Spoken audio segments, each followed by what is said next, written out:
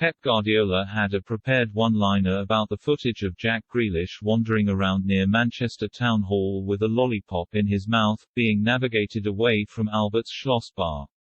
Did this bother him? The Manchester City manager was asked. A lot. I'm so upset because they didn't invite me, he replied. And because deadpan is just not Guardiola's style, there was a brief, uncomfortable silence when nobody knew whether to laugh. I don't like it, the manager continued. Hopefully next time they can invite me and do the dinner correctly. Guardiola's candor on these issues when dropping Grealish and Phil Foden at Newcastle in December, when behavior off the pitch is not proper, they are not going to play, he said, after they did not turn up to a recovery session, in the right condition, means we must take him and the club at face value on this. They say that Grealish was unable to access the Bavarian Beer Hall on Sunday night because of confusion about exactly where he'd been booked in for dinner.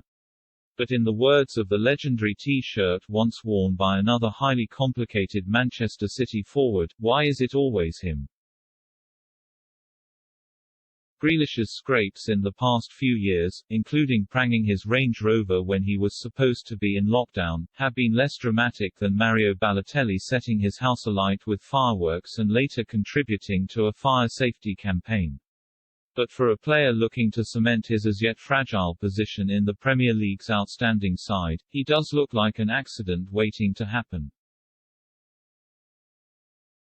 A few seconds of footage from a highly excitable TikTok user does not present an open and shut case. But this is another piece of footage that the player should really wish was just not out there, a bit like the snaps, since deleted, of himself letting his hair down after the Euro 2020 final. To see Guardiola sitting down to answer questions on Tuesday, sartorially immaculate, cognitively sharp, branching out into the occasional new word of English, offered some insight into how the best of the best in elite sport live and breathe. The popular image of Grealish as a wild, anachronistic contrast to all that does obscure the realities of how they remember him at Aston Villa's Bodymore Heath training ground.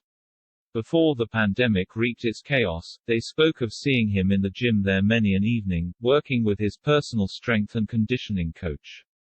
He left the place at 7 p.m. some nights.